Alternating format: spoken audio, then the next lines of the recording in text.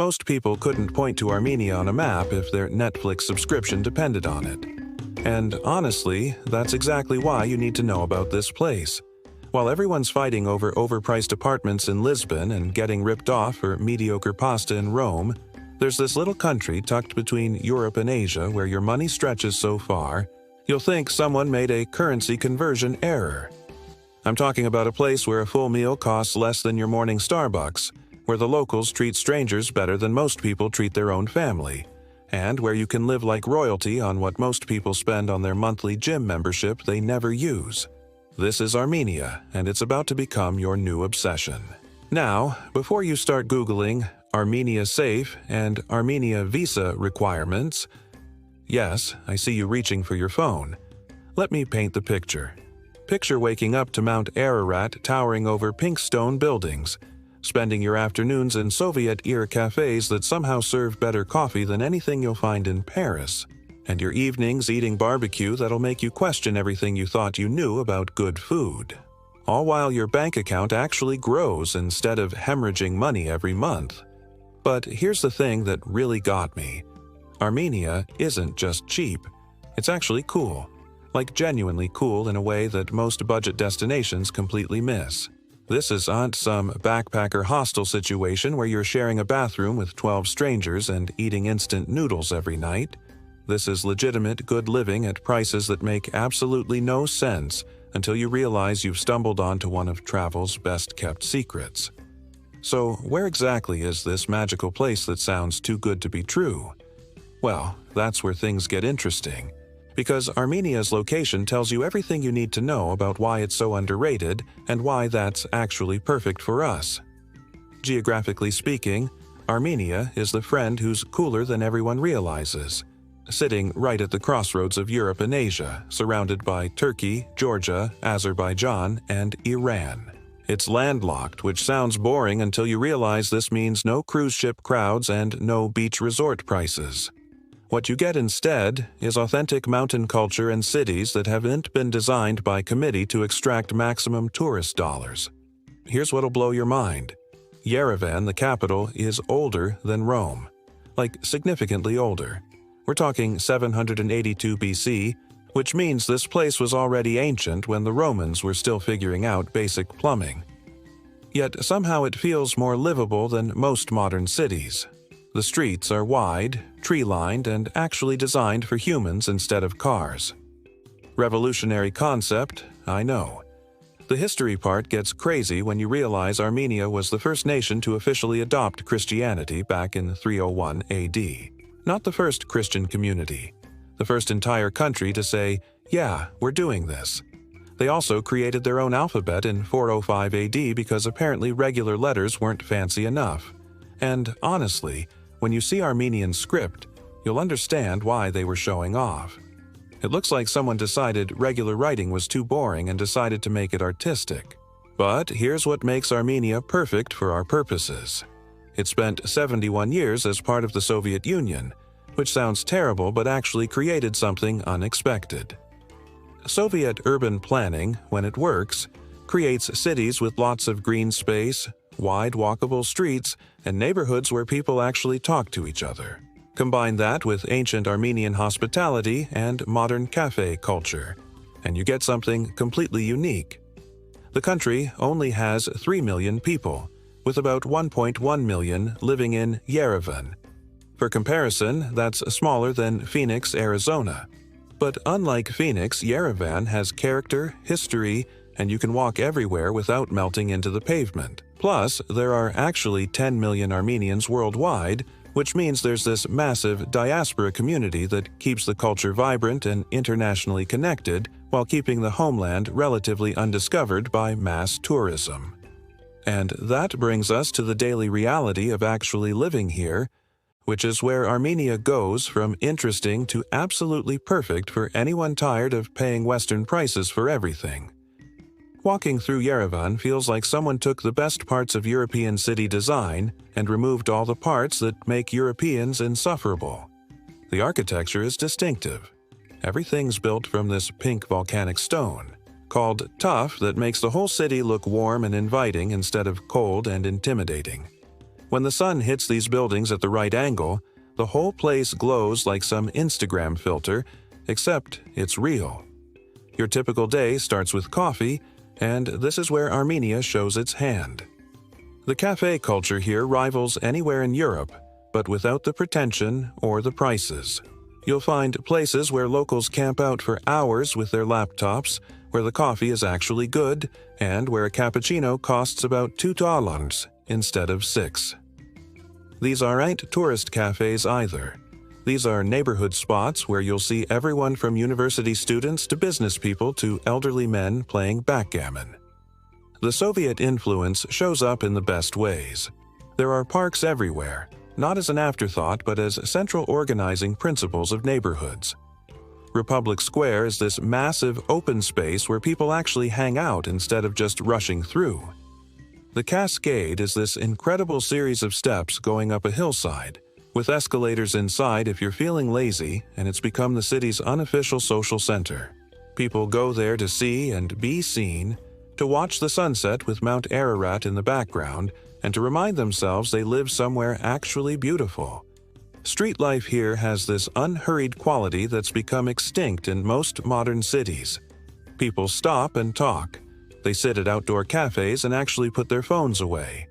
Kids play in courtyards while grandparents watch from benches. It sounds idealistic, but after living in places where everyone's constantly stressed and rushing, this pace of life hits different. The transportation is refreshingly straightforward. There's a metro system that's clean and cheap, marshrutkas, shared minivans, that'll get you anywhere for pocket change, and taxi apps that work better than Uber in most American cities. Walking is actually pleasant because the sidewalks are wide and the streets have character, instead of looking like they were designed by the same committee that plans strip malls. But here's what really sets daily life apart. Armenians have mastered the art of living well without spending stupid money. Evening means gathering with friends, usually involving food, often involving live music, and rarely involving the kind of aggressive consumption that defines nightlife in expensive cities. This isn't about being cheap. It's about priorities that actually make sense. And that brings us to the food, which is where Armenia stops being a great budget destination and becomes somewhere you'd want to live even if money wasn't a factor. Armenian food is what happens when you take Middle Eastern flavors, Mediterranean techniques, and the hearty sensibilities of mountain people, then let them evolve over thousands of years. The result is a cuisine that's completely distinctive but instantly appealing, like someone fixed all the problems you didn't know other cuisines had. Let's start with the basics. Lavash, the traditional flatbread, is UNESCO protected because it's that important to the culture. Watching it being made is mesmerizing.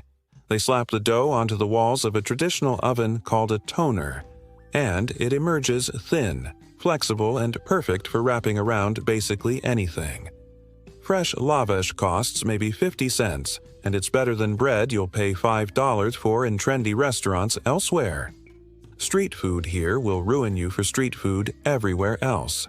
Lahmacun, thin flatbread topped with spiced meat, costs about $1.50 and tastes like someone spent hours perfecting the spice blend.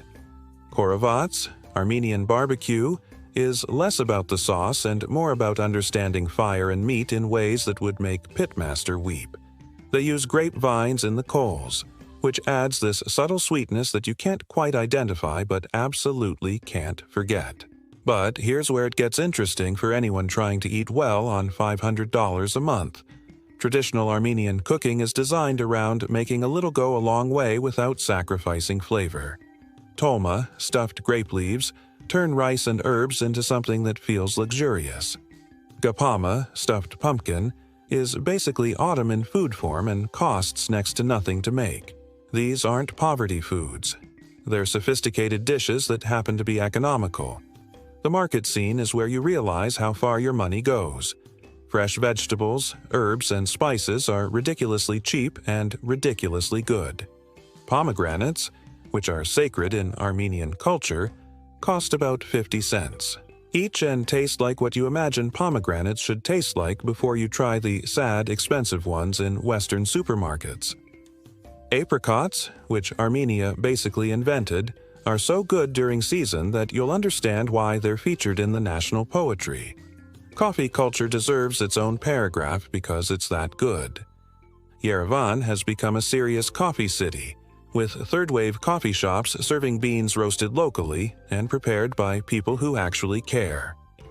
A proper espresso costs about $1.50, and these places have the kind of atmosphere where you can work all day without anyone giving you dirty looks.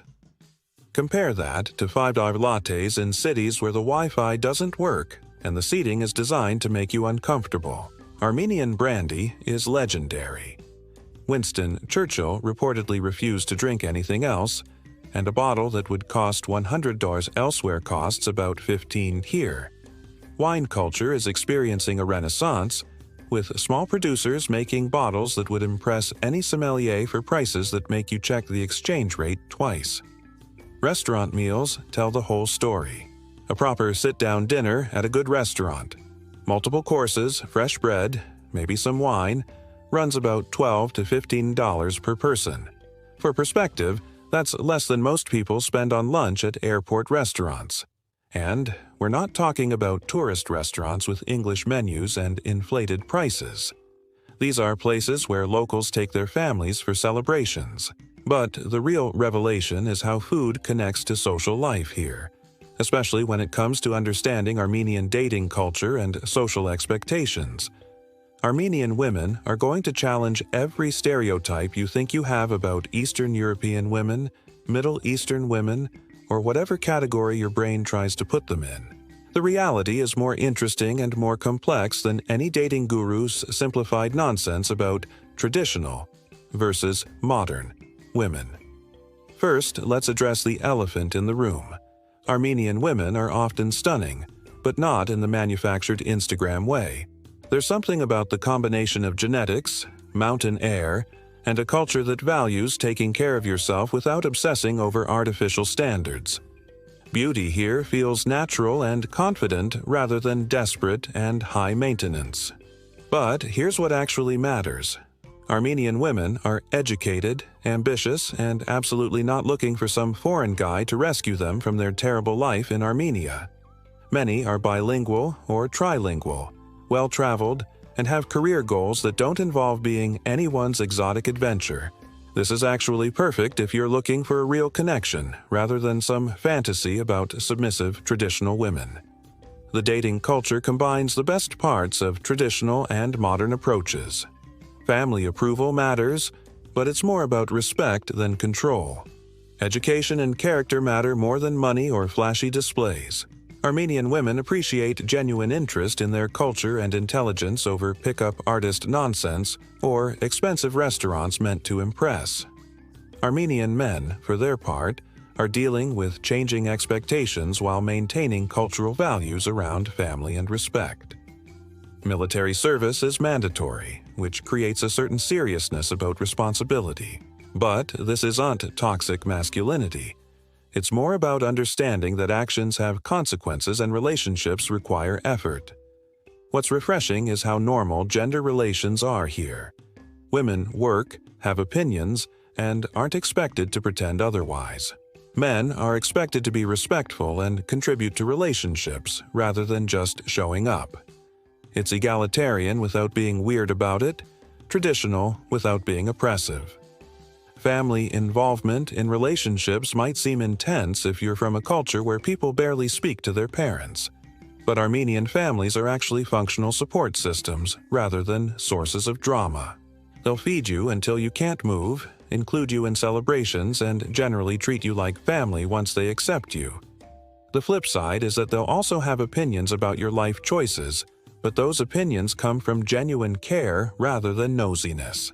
For expats, the social scene is surprisingly diverse.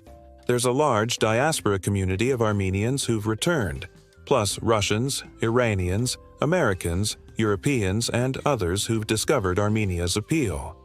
This creates a social environment where being foreign isn't exotic. It's just another part of the mix. The nightlife strikes the perfect balance between vibrant and civilized. There are bars with live music, clubs for dancing, and lots of places where people go to socialize rather than get wasted. A night out rarely costs more than $20 to $30, and that includes drinks, food, and maybe some live music. Compare that to cities where you spend $100 and still have a mediocre time. But beyond dating and nightlife, Armenian social culture has these deep traditions and celebrations that make living here feel connected to something larger than yourself.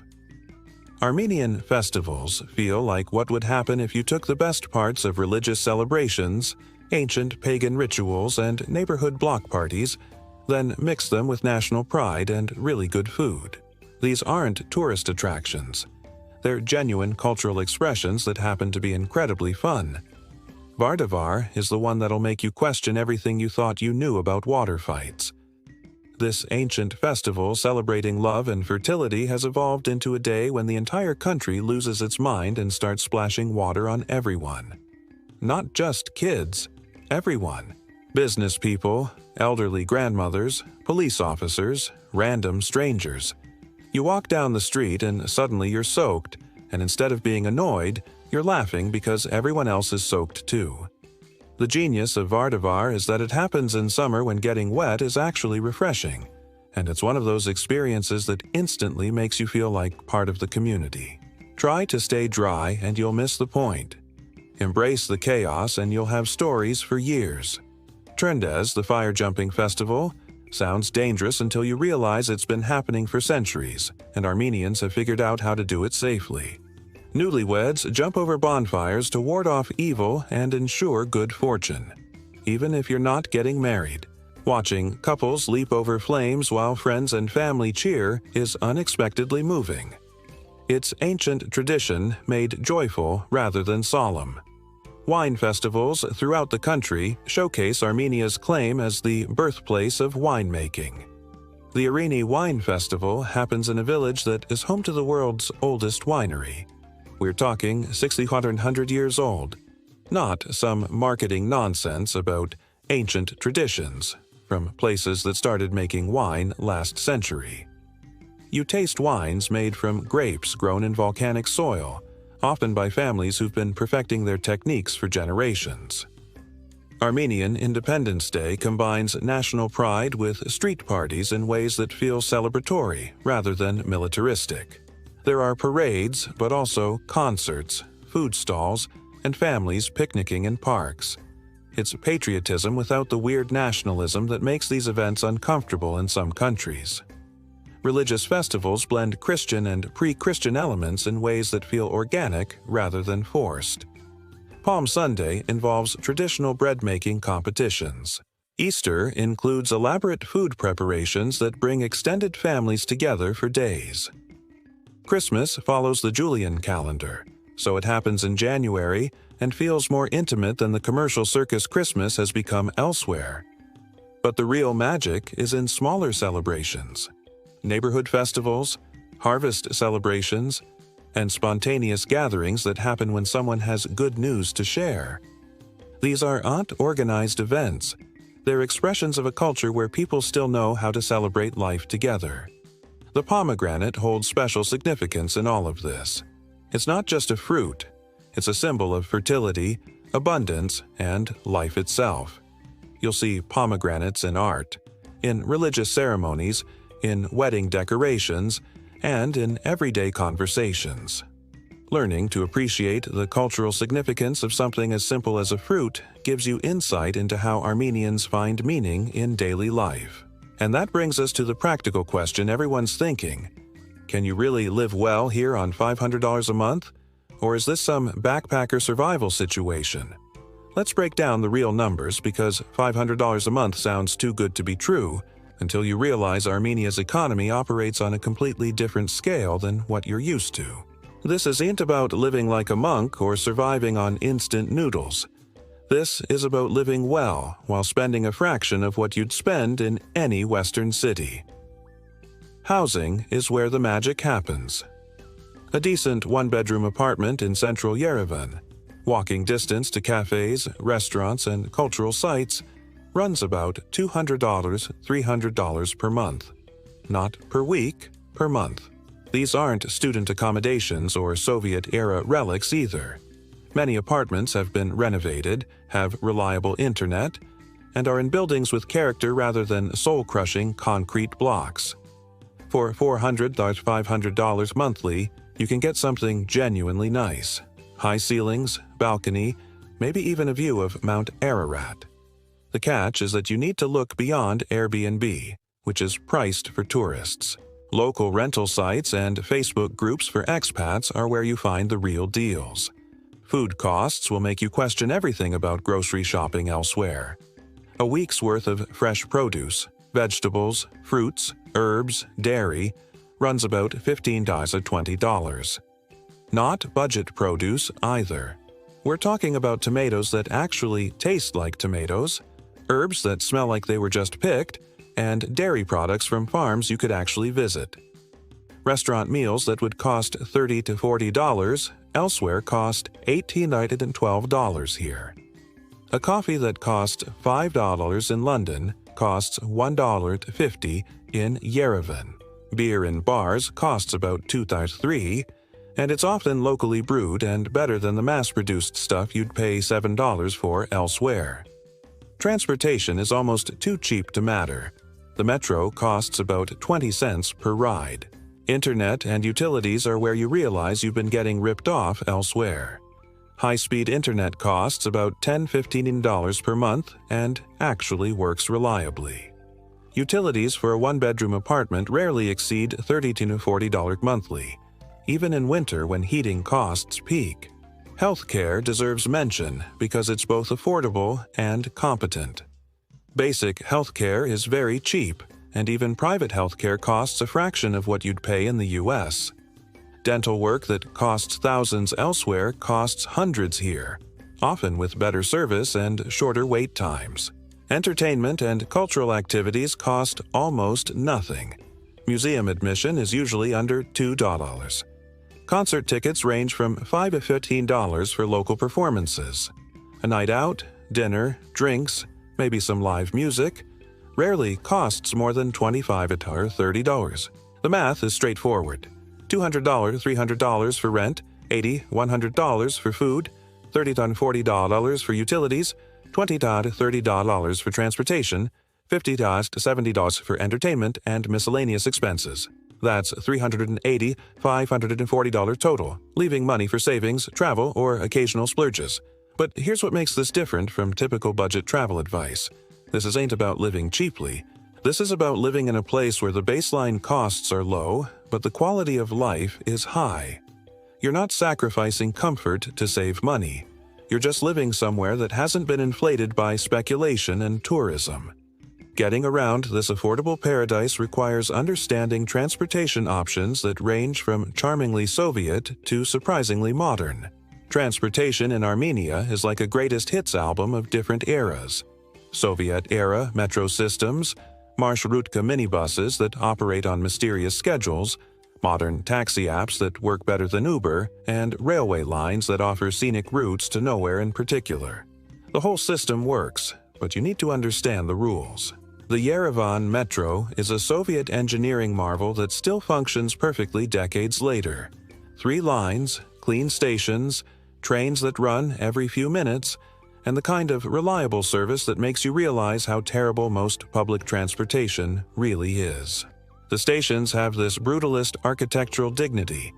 They're not pretty in a conventional sense, but they're impressively built and maintained. A single ride costs about 20 cents, and you can get anywhere in the city. Marshrutkas are where things get interesting. These are shared minivans that run on routes throughout the city and between cities. They're not exactly comfortable. You'll be squeezed in with locals carrying everything from groceries to livestock. But they're cheap, frequent, and authentic. Learning to navigate marshrutkas is like earning a degree in Armenian public transportation. The drivers have an intuitive understanding of traffic patterns that GPS systems can't match. For day-to-day convenience, the GG taxi app works flawlessly and costs almost nothing. Cross-city rides that would cost $30 to $40 elsewhere cost $3 to $5 here. The cars are clean, the drivers are professional, and you can pay with cash or card. It's what taxi service should be everywhere. simple, reliable, and affordable. Intercity transportation opens up the whole country. Buses to Lake Sevan, Dilijan, or other tourist destinations cost $2 and run regularly. The roads are generally good, and the scenery is spectacular. A day trip to see monasteries, lakes, or mountain villages costs less than a lunch in most Western cities. The railway system is where Soviet ambition meets Armenian pragmatism. There's a line to Georgia that offers stunning mountain scenery and costs almost nothing. The trains are slow but comfortable, and the experience feels like time travel in the best possible way. Pack snacks, bring a book, and enjoy scenery that hasn't changed much in centuries. Car rental is surprisingly affordable if you want more flexibility. International licenses work. The traffic is manageable. And having a car opens up hiking trails, small villages, and hidden monasteries that aren't accessible by public transport. Gas costs about half what you'd pay in Europe. Walking remains the best option for central Yerevan. The city is compact, the streets are wide and tree-lined, and you'll discover cafés, bookshops, and hidden courtyards that you'd miss from any vehicle. Plus, walking gives you time to appreciate the architecture and people watch, which are both significant pleasures here. But all this affordable transportation would be meaningless without destinations worth visiting, which brings us to Armenia's natural and cultural attractions. Armenia's attractions operate on a different scale than typical tourist destinations. Instead of massive crowds fighting for selfie spots, you get ancient monasteries where you might be the only visitor, lakes so pristine they look fake, and hiking trails that lead to views that would be iconic landmarks anywhere else, but here are just Tuesday afternoon destinations. Geghard Monastery is what happens when medieval architects decide to show off. Built partially into a cliff face, it's a UNESCO World Heritage Site that combines engineering ambition with spiritual purpose. The acoustics inside the carved chambers are so perfect that even whispered conversations echo beautifully. There's usually live music, someone testing the acoustics or performers taking advantage of the natural amplification. Admission is free, parking costs nothing, and you can spend hours exploring chambers carved directly into rock. Lake Sevan sits at high altitude surrounded by mountains and feels like someone created a lake specifically for Instagram. Except it's real and far better than any photo suggests. The water is impossibly blue, the setting is dramatic, and Savanavank Monastery on the peninsula provides perfect foreground for photos. But beyond the scenery, Sevan offers swimming, hiking, fresh fish restaurants, and the kind of peaceful atmosphere that makes you understand why people retire to lake houses. Dilijan National Park is Armenia's answer to Switzerland, except without Swiss prices or Swiss crowds. Dense forests, hiking trails, traditional architecture, and mountain views that justify the Armenian Switzerland nickname. The town of Dilijan itself feels like a fairy tale village that somehow avoided being turned into a tourist trap. You can hike for hours without seeing anyone, then return to town for excellent food and comfortable accommodation. Garni Temple is the only standing pagan temple in the region, a first-century structure dedicated to sun worship that survived Christianity, Islam, Soviet atheism, and earthquakes. The setting is dramatic, perched above a gorge with the Symphony of Stone's basalt columns as backdrop. It's like someone built a Greek temple in Monument Valley, except this predates most Greek temples and the geology is even more impressive. Tatev Monastery requires a cable car ride that's an attraction itself. The wings of Tatev Reversible Ropeway is the longest in the world and offers views over gorges that would be national parks elsewhere. The monastery at the end sits on a cliff edge and provides panoramic views over landscapes that have not changed much since medieval times. The round trip costs about $15 and includes lunch at restaurants with views that would cost $200 per person in tourist destinations. But here's what makes these attractions special. They're genuine rather than commercialized. Monasteries are still functioning religious sites rather than tourist attractions with gift shops. Natural areas remain natural rather than developed into theme parks. You experience these places as they actually are, rather than as sanitized versions designed for mass tourism. The hiking culture here is wonderful because it's about enjoying nature rather than conquering peaks or collecting social media content. Trails are well marked but not crowded. Views are spectacular but not overrun with photographers. It's hiking for the joy of hiking rather than hiking as performance. And unlike many destinations where natural beauty comes with safety concerns, Armenia offers outdoor adventures in a remarkably secure environment. Armenia consistently ranks among the world's safest countries, which sounds like tourism board propaganda until you experience it personally. This isn't safety achieved through heavy police presence or surveillance. It's safety that comes from functional social structures and cultural values that make violence and crime genuinely rare rather than just hidden. Walking through Yerevan at 2 a.m. feels safer than walking through most American suburbs at noon. Streets are well lit, people are around but not threatening, and the general atmosphere is relaxed rather than tense. Women travel alone without constant vigilance. Couples walk without worry, and the kind of street harassment that ruins urban life elsewhere simply doesn't happen here. The crime statistics back up the subjective experience. Violent crime rates are among the lowest in the world. Theft exists but remains rare, and violent theft is almost unheard of. Property crime happens but at rates that make Armenia safer than rural areas in most developed countries. Street crime is so rare that when it does happen it makes local news because it's unusual rather than routine. Traffic requires more attention than crime. Armenian drivers have a creative relationship with traffic laws that can be alarming until you realize there's actually an underlying system to the apparent chaos. Drivers are aggressive but not malicious, and pedestrians have learned to be assertive without being reckless. It's Mediterranean-style driving. Lots of horn honking and creative parking, but fewer accidents than you'd expect. Stray dogs exist but are generally harmless and often well fed by locals. They're more likely to ignore you than approach, and most have been spayed, neutered by local animal welfare programs. Still, basic precautions apply.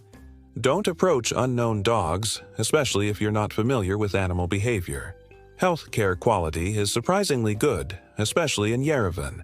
Doctors are well trained, facilities are clean, and treatment costs are reasonable.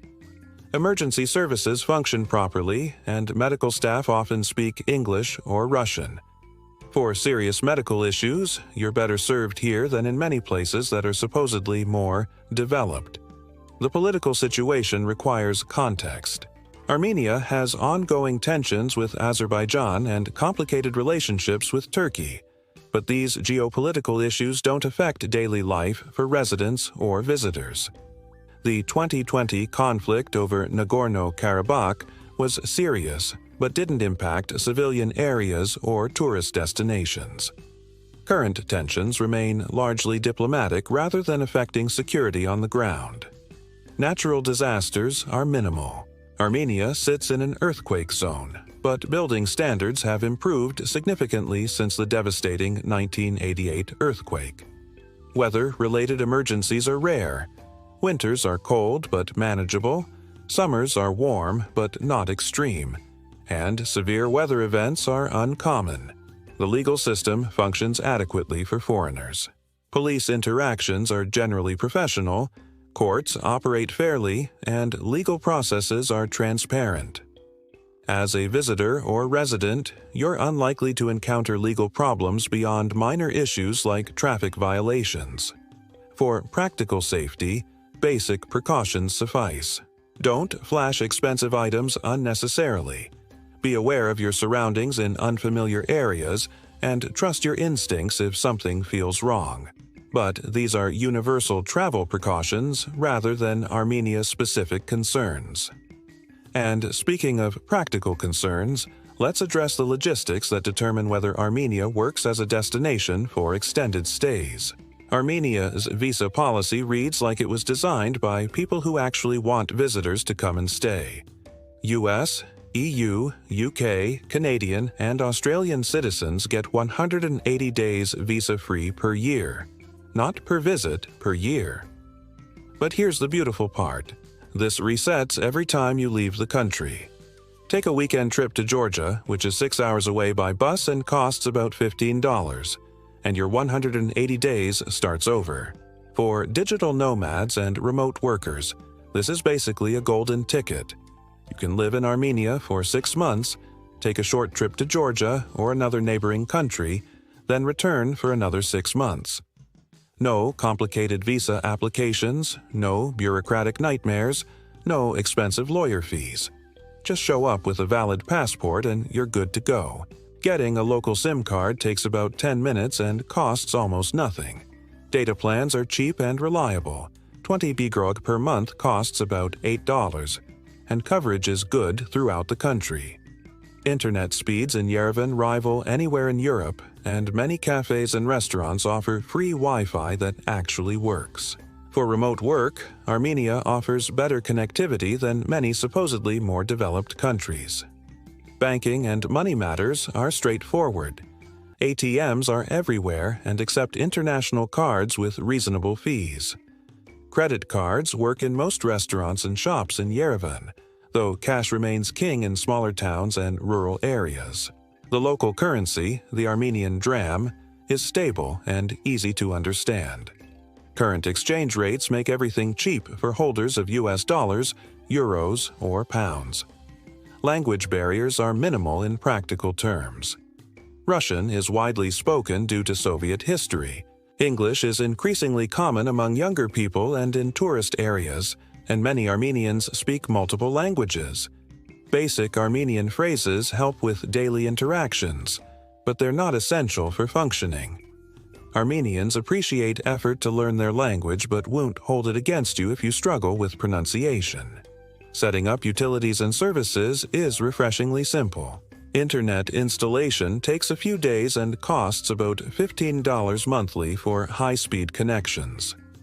Electricity, water, and gas services are reliable and cheap. Banking services are available to residents, though some banks require local addresses and documentation.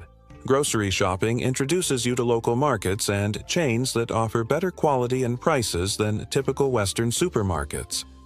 Traditional markets provide fresh produce, local specialties, and the chance to practice Armenian with vendors who appreciate the effort. Modern supermarkets carry international brands alongside local products. Local apps make life easier. Gigi for taxis, Glovo for food delivery, List.am for apartment hunting, and various local services that work better than their international equivalents. These apps often have English language options and accept international payment methods.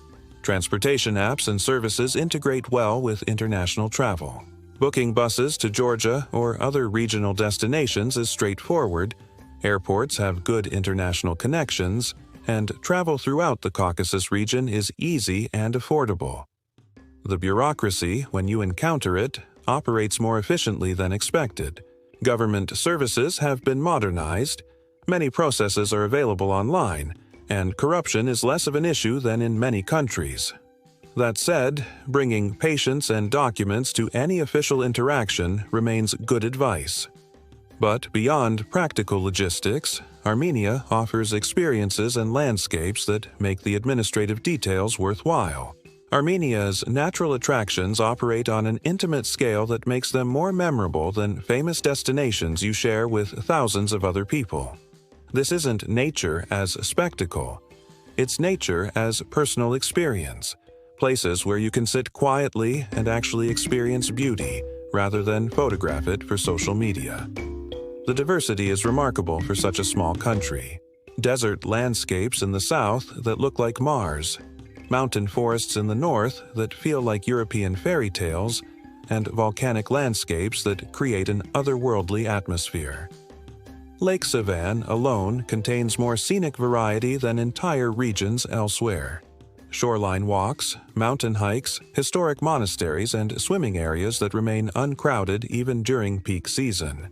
Hiking in Armenia means solitude in ways that are increasingly rare worldwide. Trails that would be packed elsewhere remain empty. Mountain peaks that would have visitor centers and entrance fees remain wild and free. You can hike for hours without seeing anyone, then descend to villages where locals invite you for tea and conversation. The monastery trail alone justifies extended exploration. Geghard carved into cliffs, Hapat nestled in green hills, Tatev perched on precipices, Yerevan surrounded by red rocks. Each represents centuries of architectural and spiritual achievement, yet none feels like a museum. These remain functioning religious sites where monks still live and pray, where pilgrims still come for spiritual purposes, where the sacred atmosphere remains intact.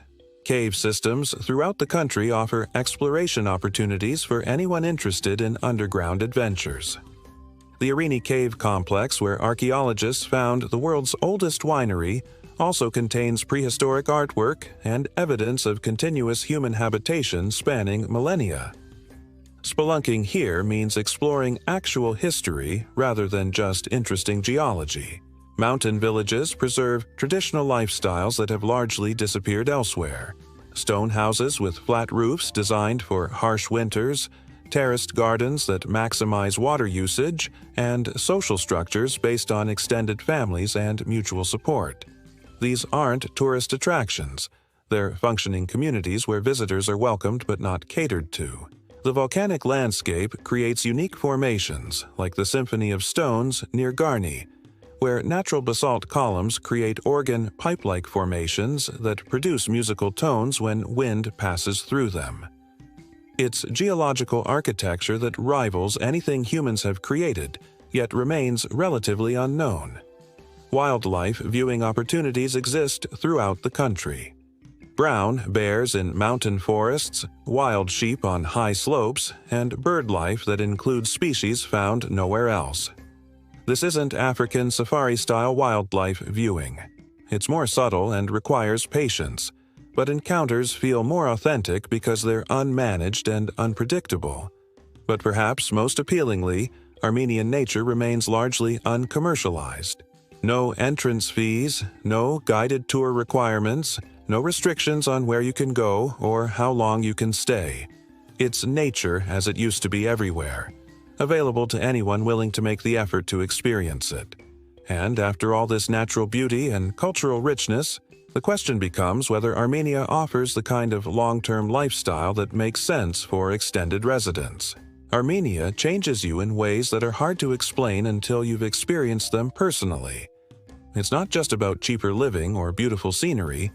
It's about rediscovering a pace of life and a set of priorities that most of us forgot were possible in modern urban environments. The hospitality here isn't a tourism industry creation. It's genuine cultural behavior that extends to strangers, neighbors, and anyone who shows respect for local customs.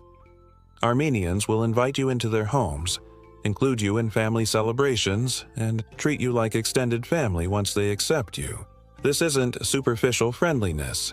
It's deep cultural programming that values human connection over individual achievement. Living here teaches you the difference between being busy and being productive, between having options and having quality experiences, between networking and building genuine relationships. The slower pace initially feels frustrating if you're used to constant stimulation, but it gradually reveals benefits that are hard to appreciate until you experience them. The cultural immersion happens naturally rather than through organized programs. You learn Armenian expressions from café owners, understand political discussions from taxi drivers, and absorb historical perspectives from random conversations with strangers. This isn't cultural tourism, it's cultural participation. For anyone tired of cities designed around consumption rather than living, Armenia offers an alternative model. Public spaces exist for socializing rather than shopping. Restaurants focus on food and conversation rather than turnover and profit maximization. Entertainment centers around live music, cultural events, and social gatherings rather than expensive clubs and artificial experiences. The work-life integration possibilities are remarkable for anyone with location independence. Cost of living is low enough that you can work less and live better. Internet infrastructure supports remote work. Time zones align reasonably with both European and American business hours. And the cultural environment encourages life balance rather than workaholic behavior. But Armenia also challenges comfortable assumptions about development, progress, and what makes a place worth living. It's not trying to become somewhere else. It's trying to become a better version of itself. That means preserving what works while adopting improvements that actually improve life rather than just looking modern. The expat community provides international connection without overwhelming local culture. You'll meet people from dozens of countries who've chosen Armenia for various reasons: cheaper living, business opportunities, cultural interest, relationship connections, or simple lifestyle preferences. This creates a diverse social environment without the isolated expat bubble dynamics that plague some destinations. Climate and seasons provide variety without extremes. Winters are cold but manageable. Springs are spectacular with flowers and festivals. Summers are warm but not oppressive, and autumns offer harvest celebrations and mountain colors. You experience seasonal changes without weather that makes life miserable for months at a time. But perhaps most importantly, Armenia offers hope for urbanism that prioritizes human flourishing over economic extraction. Cities that work for residents rather than just investors, culture that celebrates life rather than just consumption, and communities that support individuals rather than just exploiting them. So here's the truth about Armenia that no travel blog or guidebook will tell you directly. This is not just a cheap place to visit, or even an affordable place to live. It's a place that remembers how to be a place rather than just a location where things happen to be located. When you wake up in Yerevan and see Mount Ararat glowing pink in the morning light, when you spend afternoons in cafés where conversations matter more than productivity, when you attend festivals where strangers become friends and friends become family, you realize you found something that's increasingly rare in the modern world.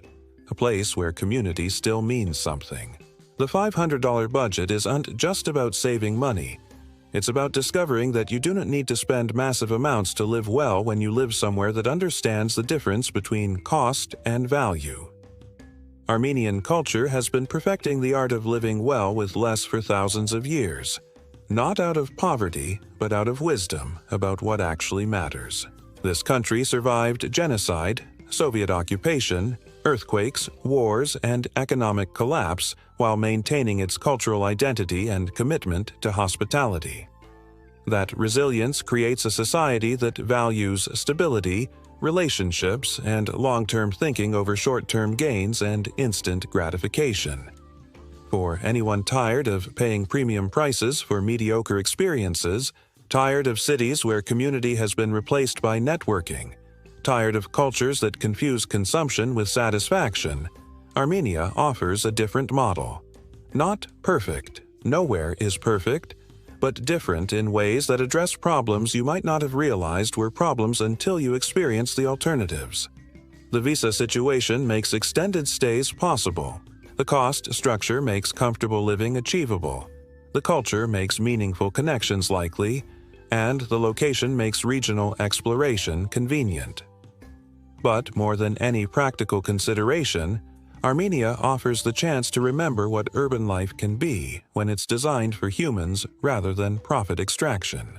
If you are someone who travels to experience rather than just visit, who values authenticity over convenience, who wants to live well rather than just cheaply, Armenia deserves serious consideration, not as a temporary adventure or budget alternative, but as a legitimate option for anyone seeking a place where life makes sense again.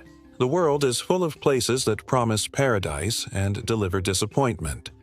Armenia promises nothing except honesty and delivers experiences that stay with you long after you leave. Sometimes that's enough. Sometimes that's everything.